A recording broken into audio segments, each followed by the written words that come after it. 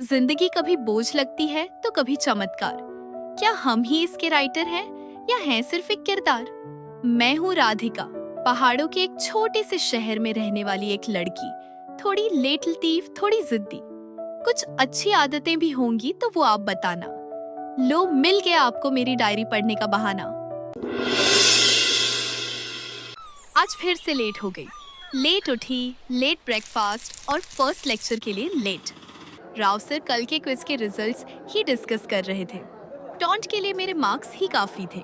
ऊपर से आज लेट भी पहुंची थी।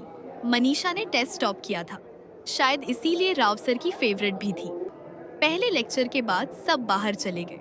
मैं, गौरिक और सिंथिया आखिरी बेंच पे बैठ के बातें करने लगे।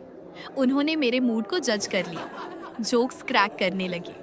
दूसरे लेक्चर के बाद हम लोग वापस आने लगे। रास्ते में लियो मिल गया। उसने गौरिक को सेमेस्टर एंड प्रोजेक्ट में पार्टनरशिप के लिए पूछा, पर गौरिक ने मना कर दिया। एक अजीब सी स्माइल करके वो चला गया। सेमेस्टर एंड प्रोजेक्ट दो दो के ग्रुप में होता है। मनीषा वैसे तो लियो को डेट कर रही थी, पर सबको पता था कि वो वापस फर्स्ट रैंक पाने के लिए कुछ भी करेगी। उसने कनिका के साथ पार्टनरशिप कर ली थी। चाहती तो वो लियो के साथ मिलके एक ही प्रोजेक्ट कर सकती थी। दोनों टॉपर्स थे तो मार्क्स भी बेहतर ही मिलते, पर लियो का इस मामले में थोड़ा इमेज खराब था। सिंथिया मेरे ग्रुप में थी। उसने गौरिक से पूछा कि उसने लियो के साथ प्रोजेक्ट करने से मना क्यों किया। उसको ज्यादा पता नहीं हमारे बचपन के किस्से। वो पहाड़ में अभी अभी शिफ्ट हुई है अपने पापा के ट्रांसफर की वजह से। मैंने उसे बताया, लियो, गौरिक और मैंने एक ही साथ स्कूलिंग की थी। उन दिनों लियो और गौरिक के बीच ठीक ठाक दोस्ती हुआ करती थी। ऐसा नहीं कि लियो तब इससे कोई अच्छा बर्ताव करता था, बस ये तब थोड़ा ज्यादा घोंचू था। 6th ग्रेड का रिजल्ट्स डे था। सबके पेरेंट्स आए हुए थे। स्टेज पे बुला के सबके बच्चों को मार्कशीट के साथ मेडल्स दिया जाना था। गौरिक ने बहुत अच्छा परफॉर्म कर दिया था उस साल। गणित कुछ ऐसा बैठ रहा था कि गौरिक क्लास टॉप करने वाला था।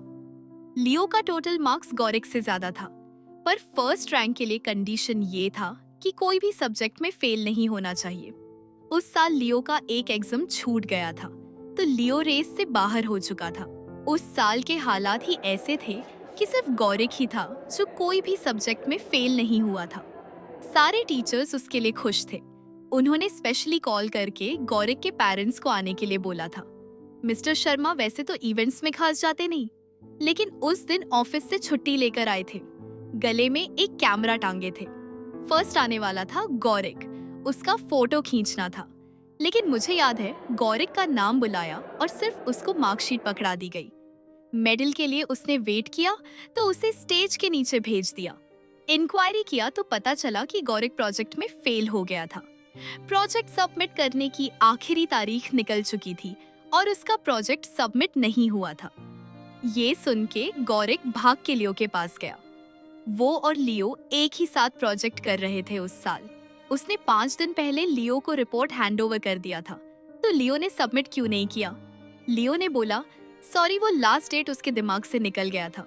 उस साल 6th ग्रेड का कोई भी टॉपर नहीं डिक्लेयर हुआ। गौरिक का वो हेल्पलेस चेहरा मुझे आज भी याद है।